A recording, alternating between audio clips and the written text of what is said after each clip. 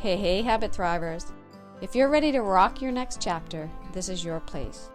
It's time to live your most fit, fearless, and fabulous life. I believe that our daily habits and routines set the foundation for achieving our dream lives and help us find more passion and clarity with less doubt and uncertainty. So let's get cozy. Grab your planner and your favorite beverage and come along with me on this journey of reclaiming your passions and finding new ones along the way.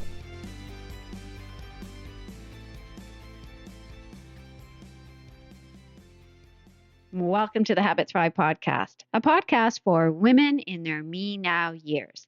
Hi, I'm Lori, your host, and each week we come together to create habits, routines, and rituals to reclaim our power and our awesomeness to live our best chapters yet. Are you ready? Are you ready, ladies and some gentlemen, to rock your sleep habits and routines for this season of celebration? Today's episode is especially relevant for this time of year. It's Thanksgiving weekend for my American listeners, and for all of us, the holiday season energy is officially here.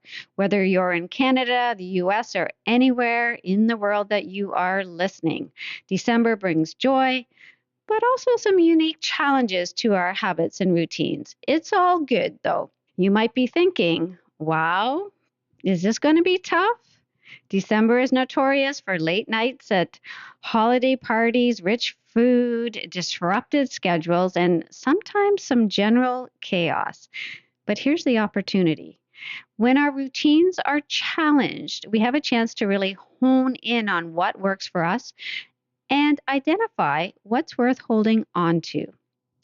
The work we've done on sleep through October and November has been a dress rehearsal for these moments. And so if you haven't had a chance to listen to those podcast episodes, perhaps over the downtime in the holiday season, you might enjoy those. You don't have to listen to those, though, to enjoy today's episode. The holiday season is a lot like September.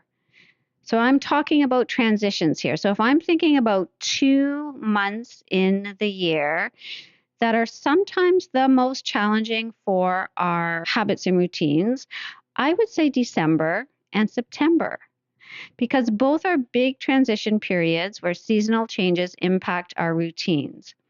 Now, sometimes, again, the next time change as we're moving into the spring and summer as well, that is a transition time that can be challenging for our habits and routines. And when I say habits and routines, I mean our sleep very often. By focusing on sleep as a cornerstone habit, we can navigate these shifts with much more ease. This is how I'm structuring today's episode. I'll recap the last couple of months and explore 3 key areas that will help us maintain and refine our sleep habits moving into the holiday season. So number 1, determining the non-negotiables in our daily habits and routines. And that includes our morning routine, evening rituals, and everything in between. Number 2, understanding our unique food, beverage, and supplement triggers. So we've been working on that a fair bit.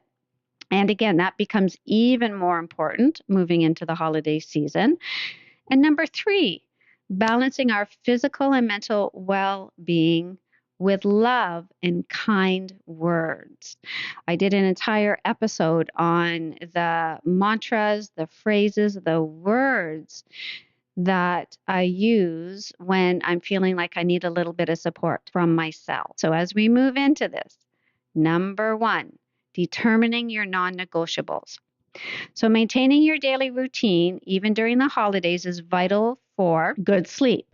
Sure, some things are going to change or might change, right? Staying up later for parties, having more lunches, eating differently, skipping workouts if you are pretty committed to your daily or weekly workouts. That's okay. The key is identifying your non-negotiables, the habits and rituals that keep you grounded, no matter the situation, no matter the season. So if we look at, for example, our morning routine can be a non-negotiable. But again, I'm having you pick your non-negotiables. But in the morning, when we are in bed and we have not turned on any of our devices, this is our time to set the tone for the day. This is the time to set not just our mental energy, and I love to say a word of gratitude and look forward to what's coming up in my day. But again, even in the morning, we could be looking at what kind of light movement am I doing? Even in bed, as I move up and around the kitchen, am I doing a little bit of journaling? What is the non negotiable in your morning routine? Okay, so what is the non negotiable? Because if there's any part of our day that we have more control of, over the holidays, it is our morning. Evening rituals, I'm going to say it, are going to be a little bit more challenging. So for me, my morning routine is my non-negotiable. And so you just start to think about what serves you in the morning and what would you really like to hold on to. And don't be shy to put that in your habit tracker, right? And highlight it. And if it needs to change a little bit as well. So this is all always an experiment and a journey. Every single seasonal change, every holiday is different. But as you keep track on a sleep tracker or in a journal, it's actually really helpful to go back season to season and look at your journal. So that is, I'm going to suggest that your morning routine, and you can fill in the gaps there, whatever serves you in the morning is perhaps a non-negotiable. Evening rituals, again, perhaps a little bit more challenging. Whether it is, again, right after dinner, we're dimming the lights, we're turning the house down. We've got some lights now, right? We've got some candles burning perhaps, and we've got more lights from our Christmas decorations. So we have all of that going on. So that is actually part of dimming the lights, moving into our evening ritual. So you've got that time again between after dinner to before bed. But you might be going out. You might be wrapping gifts. You might be ordering gifts. So there are different things that are going to come into your evening ritual. So what are the non-negotiables? Is it your bath with Epsom salts before you go to sleep? If everything else doesn't perhaps happen, but you're like, I'm taking 10 minutes or 20 minutes for my bath with Epsom salts, or I'm doing my meditation, right? I'm doing my oil massage, my abhyanga. What part of your evening ritual is a non-negotiable moving through the holidays? It's really, really interesting because some things even you might say, I can kind of shift this. This could be shifted to another part of the day. It reminds us what we can let go of, what we can shift, and what we really want to hold on to in that particular time of the day. So non-negotiables can also include getting outside in not just the sunlight, but the light at some point during the day over the holidays, because that is your resetting time for your melatonin and your serotonin. So you might say, I normally go out for a 30 or 40-minute walk. Don't be shy to say, I'm just getting out for 10 minutes. That's all I have time for today. Give that all or nothing thing that we do to ourselves, give it a kick out the door and just go, this is enough. But having light on your eyeballs, even again, right? There might be snow, it might be cold, and it might only be for 10 minutes. For some of you, I am going to say for some of you more than others, because we all have this range of sensitivity that makes a huge difference. Okay, so that is one of my non-negotiables. I'm suggesting, again, you can decide on that. So how you're going to know where these non-negotiables fit in is definitely use that sleep checklist in the show notes. For those of you that have my planner and tracker, again, I'm working on it right now, my 2025 planner and tracker that will be available in December to start from January. It goes January until the end of April. So if you are interested in that, just send me a note and I will absolutely put you on the reach out list for that to let you know when that is ready. In the meantime, that sleep checklist in the show notes, I've had really, really good feedback on that. To recap, habits and routines. What are your non-negotiables? And really just even thinking about timing. This is what habits and routines are all about. So what time are you getting up? See, that could potentially be easier than what time are you going to bed. But if you are going to bed a little bit later with some events, it is more challenging to get up at the same time. So you play with that a little bit. And even in terms of, we're going to move into number 2 here, which is knowing your relationship with food and beverages and supplements over the holidays. Also thinking how that relates to habits and routines, so that even if you can keep, where do we have most control during the day? It is our breakfast. And whether or not some of you are doing a little later breakfast, you might be doing 2 meals in the day. You might be doing intermittent fasting. So you're like, okay, and intermittent fasting is all about timing. And that's very Ayurvedic, very much so.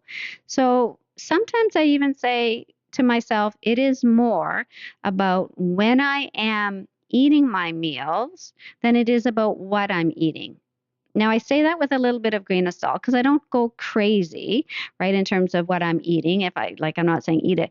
You can eat a whole bunch of unhealthy stuff as long as you eat it at the same day, you'll be fine. But knowing that the timing is so, so important. And where do we have most control over our timing? Is in the morning. So what are we circling back to? Our morning routine again. And this again is going to relate to number 2, which is your foods, your beverages, supplements, medications, all of that stuff that we talked a little bit about in October and November. And that was really, really about tracking and knowing how even the things that we think are good for us in terms of teas and in terms of foods, they can be impacting our sleep. So we know this. We know this already going in. And this is, again, what I love about October and November is it's kind of a dress rehearsal again for these more challenging months to our habits and routines. So the holidays are full of indulgences, rich meals and desserts and wine and cocktails. And there is absolutely nothing wrong with enjoying yourself. I am so about the 80-20 rule here. It is important, though, to know your triggers and know how they impact your sleep because, again, it can be just in the timing. So you play with the timing. You're like, here's a thing that can come up sometimes, right? It's in the evening. We're having a holiday dessert. We perhaps had a glass of wine with our meal, and then we're having a coffee after our meal. We don't generally do that, except perhaps in holiday time. And so this is where I'm going to come back to speaking kindly to yourself. In that moment, you may recognize and say, yeah, this is going to impact my sleep tonight. But that's fine. I'm enjoying this dessert. I really want to have my coffee afterwards. This is part of my holiday experience. And so you go into it with awareness. Sometimes we don't realize that, though, until we wake up at 2 or 3 in the morning, but we say the same thing. I know exactly what that was, and it was worth it. And I'm resting now. So I'm just going to let go into sleep. And if I don't, then I do tired tomorrow. That will help you release back into sleep. Okay. And I'm just saying that because I guess it does help me. So I'm hoping it does help you. It is combining again the kind words that we say to ourselves. And being aware, though, as we move through the holidays, even in terms of caffeine awareness, this was an aha moment for me literally this month, that even herbal teas and even decaf coffee drinks can still keep me up at night. And so for me, I'm recognizing that in my nice coffee drink that has chicory in there, that chicory, it's energizing. It keeps me up. In my herbal teas, here's the trick. If your decaf drink, whether it's a coffee alternative or whether it's a tea, and it says like it's energizing, even if it's caffeine free, that's your that kind of first hint that it potentially could keep you up. Now, I know we talked about also the teas that are supposed to put us to sleep, like our chamomile and valerian, some herbs that are traditionally more associated with putting us to sleep. They might keep you up. And so sometimes we kind of question that and we're like, how can that be? But that's why we track. And when we're super sensitive to seasonal changes and to other foods and to social situations, we're going to be sensitive to these stimulating, even if they are decaf or not supposed to keep us up. And so we're just aware of that. And this might come into play more in the holiday season when we are trying different teas and different coffees. Again, if we go in with awareness and we're just like, oh, well, that was interesting. That kind of kept me up. Note to self, and also not just note to self, but note in my journal. And I do put supplements and medications and beverages. Food is medicine for sure. So this like medicine encompasses all of this. So you're really, really noticing over the holiday season what. So first of all, from a medicine standpoint, you're doing you on that. That is absolute. But noticing when our habits and routines change, when we're eating, when we're sleeping, that can have an impact on our medications for sure. And certainly if we're changing our timing, very often we don't even consider changing our timing around our medications, but we will change our timing around our eating. Eating food is medicine. So that was a bit of a brain switch for me a few years ago where I'm like, why do I think it's not a big deal to, have my breakfast at 6 one day and then 9 the other and then lunch, somewhere in that 4-hour window. When we think of food as medicine, then it kind of changes our focus a little bit, and that all impacts our sleep. So just coming around to sometimes the holidays are a really interesting time to note that. You might have some non-negotiables around your supplements, right, that support you throughout the holiday season, and definitely just making a note of that, not having your timing, your timing of any of that changing too much. And if it does, just interesting. And sometimes again, you're not going to perhaps note everything. That's the other thing you might be saying. I'm not a big journaler already, and over the holiday season, this might not be happening. But if we say note to self, it results in a little bit more sleep. Wonderful. All of that coming into play. So even something like magnesium, right? This is going to help me sleep. So I'm having trouble over the holidays. I'm going to have a little bit more magnesium. But magnesium can have side effects such as digestive changes, that this is not the time. So over the holiday season, I'm suggesting to, as much as you can, stay with your tried and true. Notice though, 80-20 rule, if we're trying some different foods or beverages, this is an opportunity to notice. So 80-20, I'm going to say it again, over the holiday season, allowing for some treats. And sometimes you're like, I'm not going to analyze this. I'm just going to enjoy this treat. Come back to what are the habits that are supporting your sleep, and noticing if you can get outside and get that sunlight. Notice you're hydrating. Oh my gosh, right? Notice you're hydrating. Having your waters, your herbal teas again, maybe even your bone broth. These are my basic, let's say, non-negotiables for supporting my body throughout the day. Some of you might have a smoothie that you have, even it's December, but you love your smoothies and you know it starts your day off right. Regardless of what else you're going to eat during the day, you've got your smoothie. So number 1, habits and routines. What are your non-negotiables? Number 2, we just focused on knowing your triggers around food and drinks and when you're eating them, just noting them so you can perhaps change the timing up a little bit to enjoy your day a little bit more, maybe have less digestive upset and perhaps a better sleep. And number 3, looking at balancing your physical and mental well-being, but with self-care, with self-talk, and with love.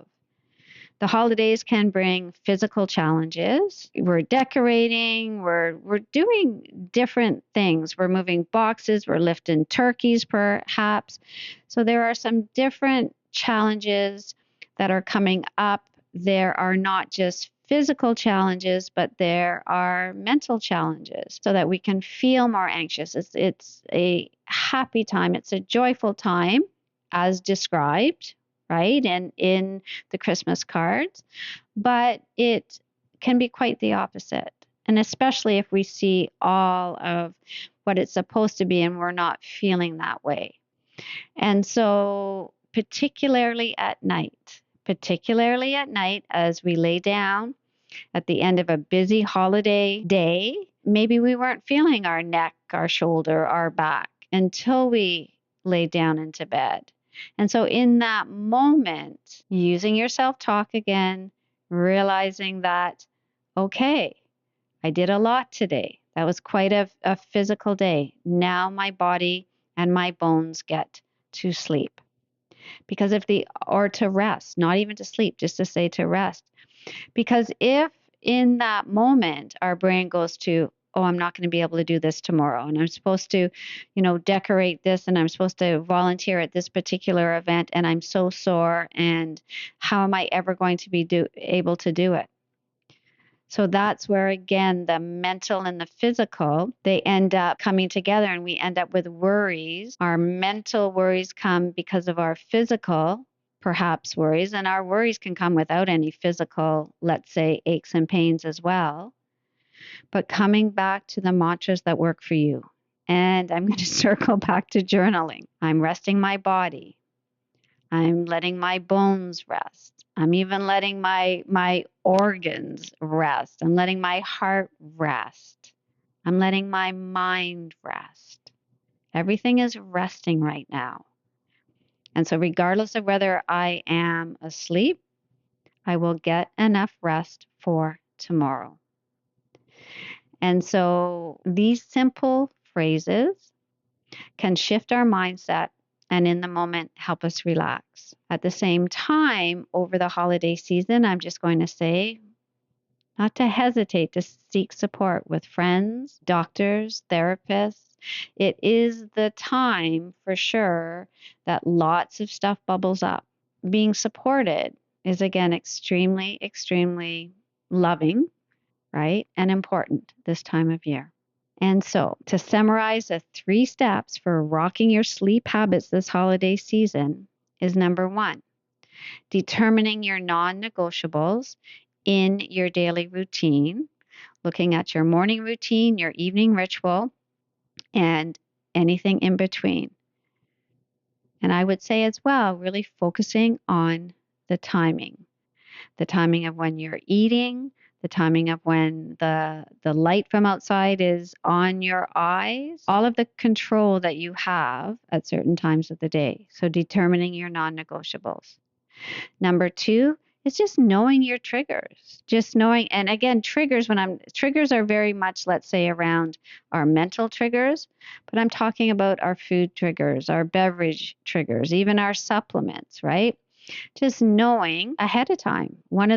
I didn't mention this, but I love this recommendation that I heard years ago as you look forward to your week, right? And that's why I love having a planner. You're looking at when you're eating out, you're looking at balancing for the rest of the week, but even in the morning, right? As you're going through and you know that you're going to have some temptation later on in the day, it does really remind you to eat well and be supported earlier in the day and hydrated. So those things that trigger and tempt you may not do that as much, and you might end up with a better night's sleep. So that's number 2, know your triggers. Number 3, just balancing physical and mental well-being by speaking kindly to yourself, self-compassion, flexibility, 80-20 rule, all of this as you move through the holidays. I am hoping that this resonated with you, that you give yourself some grace over this, not just over this holiday season, but as we move forward together, as we come together actually during these podcast episodes. So let's settle in for a moment, connect in with your breath, feeling as if your breath is giving you a big hug. It's just wrapping around you, it's filling you up. Feel that support as you breathe in, as you breathe out. And reminding yourself that right here, right now, as you're listening, as we're together, all is good. Have a fantastic weekend and week, and I'll be chatting with you next weekend, moving into December. Bye for now. If you love this episode, I guarantee you're going to love exploring all the amazing opportunities that await us in reclaiming our awesomeness together. So come on over to my Facebook group, Women's Wellness Community for women wanting to rock their Me Now years. Or let's connect over on Instagram at Habit Guru 365 and make the Habit Guru podcast your healthy new habit.